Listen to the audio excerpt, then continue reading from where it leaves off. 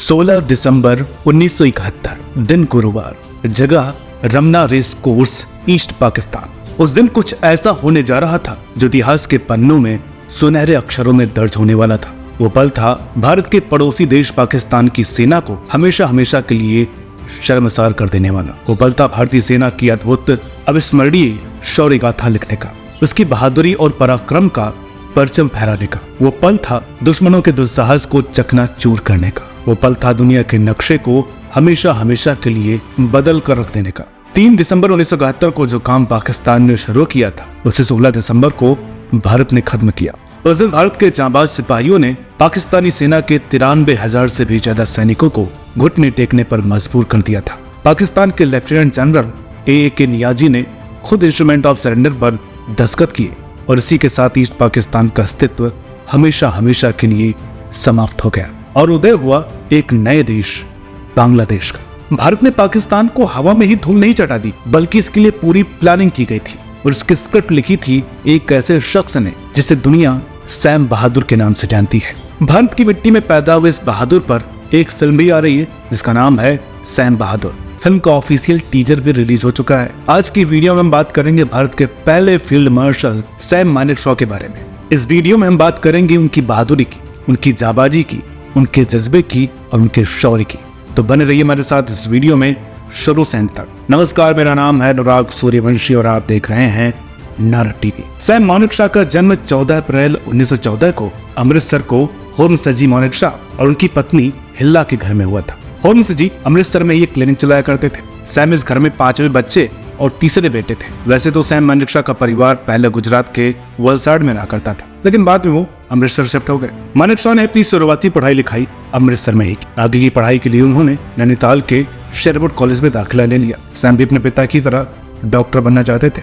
उन्होंने अपने पिता से डॉक्टरी की पढ़ाई के लिए लंदन भेजने का भी आग्रह किया, लेकिन उनके पिता इसके लिए तैयार नहीं हुए। तब उन्होंने अमृतसर के ही हिंदू कॉलेज में प्रवेश लिया, जहां से सन 1932 में उन्होंने 3rd डिवीजन में ग्रेजुएशन पास किया।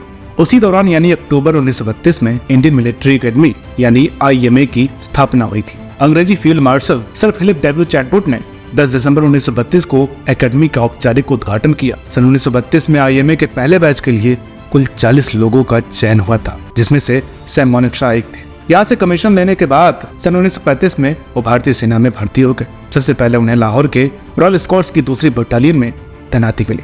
मई 1938 में उन्हें बर्मा में 12वीं फ्रंटियर फोर्स रेजिमेंट में बतौर कंपनी क्वार्टर मास्टर नियुक्त किया गया था। सन 1939 में दूसरा विश्व युद्ध शुरू हुआ और उन्हें बर्मा भेज दिया गया। इसी दौरान जापानी सेना के साथ लड़ाई में वो बुरी तरह घायल हो गए। उनके साथ मौजूद अर्दली शेर सिंह उन्हें युद्ध के मैदान से दूर ले गए। वे उन्हें किसी तरह एक सर्जन के पास ले गए, लेकिन सर्जन ने देखते ही उनका इलाज करने से मना कर दिया। दरअसल सैम मानेकशॉ बहुत बुरी तरह घायल हो चुके थे और सर्जन के मुताबिक अब उनके बचने की उम्मीद ना के बराबर थी, लेकिन अर्दली शेर सिंह ने किसी तरह उन्हें सर्जरी के लिए तैयार किया। वैसे भी ये तो भी महज एक शुरुआत थी। दुनिया ने मानेकशॉ की बहादुरी भी देखी कहाँ थी। अभी तो उन्हें सारा आसमान चूमना बाकी था। वो भले बुरी तरह घायल थे, लेकिन वो हार मानने वालों में से कहाँ थे। मीडिया रिपोर्ट्स की माने तो ये 7 गोलियां लगी थी, लेकिन गोलियों से तो कायर डरते हैं ना। मौत आई और उन्हें छोकर लौट गए। सर्जरी के दौरान उनके शरीर में धसी 7 गोलियां निकाल दी गईं। इसके बाद ही वो होश में लौट आए। विश्व युद्ध खत्म होने के बाद सैम को स्टाफ ऑफिसर बनाकर जापानियों के सरेंडर के लिए इंडो चाइना भेजा गया, जहां उन्होंने लगभग 10,000 युद्धबंदियों के पुनर्वास में अपना योगदान दिया। उनकी वीरता और नेतृत्व के लिए उन्हें मिलिट्री क्रॉस से सम्मानित किया गया। मिलिट्री क्रॉस उस दौरान कॉमनवेल्थ बलों को दिया जाने वाला सर्वोच्च पुरस्कार हुआ करता था। भारत पाक के बंटवारे के समय 12वीं फ्रंटियर फोर्स रेजिमेंट पाकिस्तानी सेना का हिस्सा बन गए। तब सैम मानेकशॉ को 8वीं गोरखा राइफल्स में फिर से नियुक्त किया गया। 22 अक्टूबर 1947 को पाकिस्तान ने कश्मीर में घुसपैठ कर दी। 26 अक्टूबर को जिस वक्त महाराजा हरि सिंह भारत के साथ विलय पत्र पर हस्ताक्षर कर रहे थे, उस वक्त सैम मानेकशॉ कश्मीर की तरफ बढ़ती चली आ रही पाकिस्तानी सेना की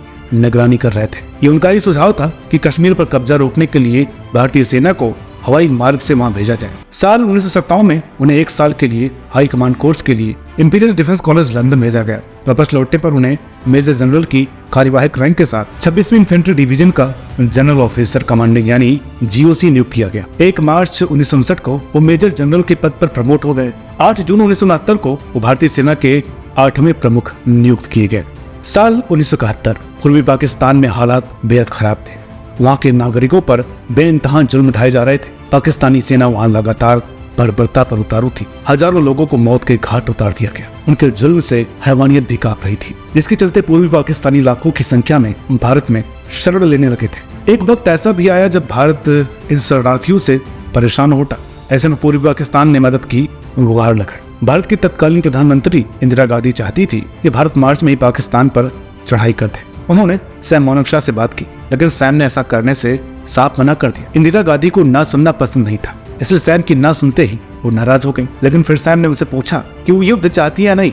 जब इंदिरा ने हाँ कहा, तब सैम ने उन्हें वास्तविक हालातों से रूबरू करवाया। उन्होंने बताया कभी सेना हमले के लिए तैयार नहीं है, उसे कम से कम 6 महीने का समय चाहिए। साथ ही उन्होंने जीत की गारंटी भी दे दी। इंदिरा गांधी जानती थी कि सीमा पर हालातों को सैम से बेहतर कोई नहीं जानता, इसलिए उन्होंने सैम की बात मानने में ही समझदारी समझी।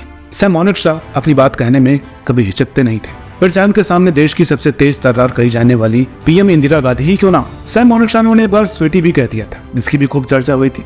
3 दिसंबर को पाकिस्तान ने भारत पर हमला कर दिया और 4 दिसंबर से भारत पाकिस्तान के बीच युद्ध छिड़ गया। हालांकि पाकिस्तान, चीन, अमेरिका और कई इस्लामिक देश बांग्लादेश के गठन के खिलाफ थे, लेकिन भारत ने पूर्वी पाकिस्तान के नेताओं और लोगों का पूरा सहयोग दिया। वो जानते थे कि देश के इस हिस्से में चल रही हिंसा उसके लिए किसी भी हालत में ठीक नहीं है। वो चाहते थे कि पूर्वी पाकिस्तान को पाकिस्तान के चंगुल से आजाद कराया जाए। उस समय भारत सैन्य मोर्चों पर इतना मजबूत और ताकतवर नहीं था जितना आज है, लेकिन तब भी उनके जज्बे और जुनून में कोई कमी नहीं थी। मोनकशा के कुशल नेतृत्व, सूझबूझ, साहस, कौशल और पराक्रम के चलते भारतीय सेना ने बांग्लादेश में पाकिस्तानी सेना की जड़ें हिला दी थी। मोनकशा ने 13 दिसंबर को पाकिस्तानी जनरल को खुलेआम चुनौती देते हुए कहा, या तो आप आत्मसमर्पण कर दे या हम आपको मिटा देंगे। भारतीय सेना की लड़ाके पूर्वी और पश्चिमी मोर्चों पर एक साथ पाकिस्तान से भिड़ी हुई थी। भारत के लगातार जमीनी और हवाई हमलों के चलते पाकिस्तानी सेना की सांसें फूलने लगी थी। और फिर ठीक 3 दिन बाद पाकिस्तानी जनरल अमीर अब्दुल्ला खान नियाजी अपने 93,000 सैनिकों के साथ आत्मसमर्पण के दस्तावेजों पर दस्तखत कर रहे थे। सैम मोनकशा जितने बहादुर थे उतने ही हाजिर जवाबी। दुश्मन उनकी वाकपटुता और हाजिर जवाबी के कायल थे। एक ऐसा ही किस्सा है जिसे सुनकर आपको इस बात पर यकीन हो जाएगा। 6 जुलाई 2008 को पाकिस्तानी अखबार डॉन में एक लेख छपा। इस लेख को लिखा था अर्देशीर कावसजी ने। कावसजी पाकिस्तान में एक बड़े बिजनेस घराने से ताल्लुक रखते थे। उस लेख में उन्होंने मोनकशा के साथ हुई अपनी एक मुलाकात का जिक्र किया। यह मुलाकात 1971 युद्ध के कुछ दशक बाद हुई थी। मुलाकात के दौरान कावसजी ने मोनकशा को उनकी मोटरसाइकिल की याद दिला दी। असल में बंटवारे के समय मोनकशा और याह्या खान एक ही रेजिमेंट में हुआ करते थे। याह्या खान 1971 युद्ध के समय पाकिस्तान के राष्ट्रपति थे।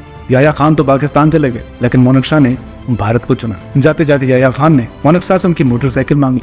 उन्होंने ये भी वादा किया इसके बदले में उन्हें 1000 रुपए भिजवा देंगे, लेकिन याह्या खान ये बात भूल गए।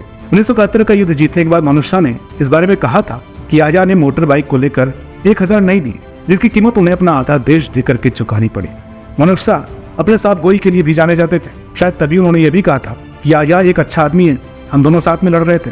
मुझे नहीं लगता कि वो भ्रष्ट थे, लेकिन राजनेता दोनों तरफ एक जैसे होते हैं। मोनकशा भले ही भारत पाक के बीच हुए 1971 युद्ध के नायक थे, इसके बावजूद वो दुश्मन सेना की तारीफ करने से पीछे नहीं हटते थे। बीबीसी को दिए गए एक इंटरव्यू में युद्ध से जुड़े एक सवाल के जवाब में उन्होंने पाकिस्तानी फौज की तारीफ करते हुए कहा था कि वो बहादुरी से लड़े थे। दुश्मन की ऐसी तारीफ केवल और केवल एक बहादुर सिपाही ही कर सकता है। और सैम मोनकशा तो जाने अपनी बहादुरी के लिए जाते हैं, इसलिए ही दुनिया उन्हें सैम बहादुर के नाम से जानती है। मोनकशा दुश्मन को अपनी बातों के जाल में ही उलझाकर अपनी बात मनवाने का मादा रखते थे। एक ऐसा वाक्य घटा। असल में साल 1972 में शिमला समझौता हुआ। समझौते में तय हुआ कि दोनों देश एक दूसरे की कब्जाई जमीन लौटा देंगे। मामला लगभग सुलझ ही गया था कि बात एक छोटे से गांव को लेकर के फंस गई। जम्मू सीमा के पास थाकोचक नाम के गांव पर दोनों अपना अपना दावा ठोक रहे थे। तय हुआ कि दोनों देशों के सेना प्रमुख मिलकर मसले को निपटाएंगे। मोनकशा मीटिंग के लिए लाहौर पहुंचे। मीटिंग में दोनों अड़ गए। 3.5 वर्ग किलोमीटर की जमीन का 1 इंच भी छोड़ने को कोई तैयार नहीं हुआ। नतीजन मीटिंग विफल रही और मोनकशा लौट आए। इसके बाद कई स्तरों पर कोशिशें हुई, लेकिन बात बेनतीजा रही। आखिरकार तत्कालीन प्रधानमंत्री इंदिरा गांधी ने मोनकशा से एक और प्रयास करने को कहा। मोनकशा एक बार फिर लाहौर में थे। इस बार मोनकशा और टिक्का खान दोनों पर ही मसले को सुलझाने का दबाव था। मीटिंग के एक दौर के बाद जब लंच हुआ तो मिलिट्री क्वार्टर पर बातचीत चल निकली। जहाँ को टिक्का की राय थी कि शादीशुदा अधिकारियों के लिए अपना अलग बंगला होना चाहिए। वहीं मोनकशा का कहना था क्योंकि यहाँ जमीन कम है इसलिए बहुमंजिला इमारत ही ज्यादा सही है। लेकिन टिक्का खान अपनी राय पर अड़े रहे। तब मोनकशा ने ऐसी बात कह दी जिसे सुनकर खुद टिक्का खान और वहाँ मौजूद लोग सन्न रह गए। मोनकशा ने कहा कि जब आपके पास इतनी जमीन मौजूद है तो थाकोचक का और छोटा सा टुकड़ा आपको क्यों चाहिए। आखिरकार मीटिंग सफल रही और पाकिस्तान ने थाकोचक भारत को लौटा दिया। साल 1963 में सैम मोनकशा को पद्म भूषण और साल 1972 में पद्म विभूषण से सम्मानित किया गया। 1 जनवरी 1973 को वो भारत के पहले फील्ड मार्शल बने। उस वक्त Indira Gandhi chief of defence staff यानी सीडीएस का एक नया पद सृजित करना चाहती थी, जो सेना के तीनों अंगों का मुखिया होता।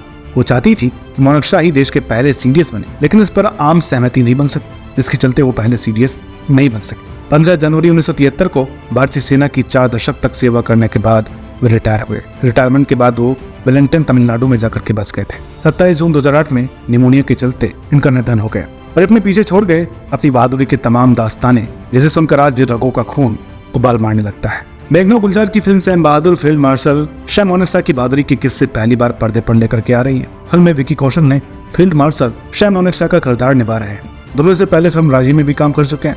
ऐसी फिल्म बनाना निश्चित रूप से आसान काम नहीं रहा होगा, क्योंकि सैम की बहादुरी और जज्बे को पर्दे पर उसी स्केल पर उभारना यकीनन एक मुश्किल काम है। हालांकि उम्मीद की जानी चाहिए कि मेघना और विकी इसमें कामयाब हुए होंगे। इस तरह की कहानियां पर्दे पर आनी ही चाहिए। लोगों को, खास तौर पर आज की यंग जनरेशन को ये पता चलना चाहिए कि इस देश की मिट्टी ने कितने बड़े बड़े बहादुर पैदा किए हैं। ऐसी कहानियां जब सही तरीके से लोगों तक पहुंचाई जाएंगी, तब उन्हें गर्व महसूस होगा खुद पर, इस देश पर और उन बहादुर जवानों पर। मेघना ने देश के छुपे गुमनाम नायकों पर ही फिल्म राजी बनाई थी और उससे वो काफी हद तक कामयाब भी हुई थी।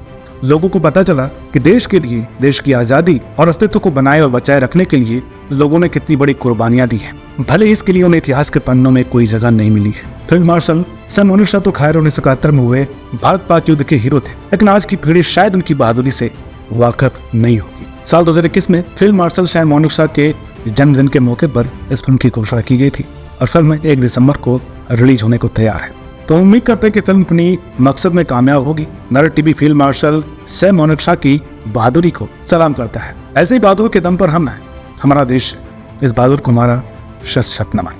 ये वीडियो कैसी लगी कमेंट करके बताइएगा। वीडियो अच्छी लगी हो तो प्लीज इसे लाइक करें, शेयर करें। चैनल पर नए हैं तो प्लीज इसे सब्सक्राइब करना ना भूलें। मिलता है आपसे अगली वीडियो में, तब तक के लिए नमस्कार।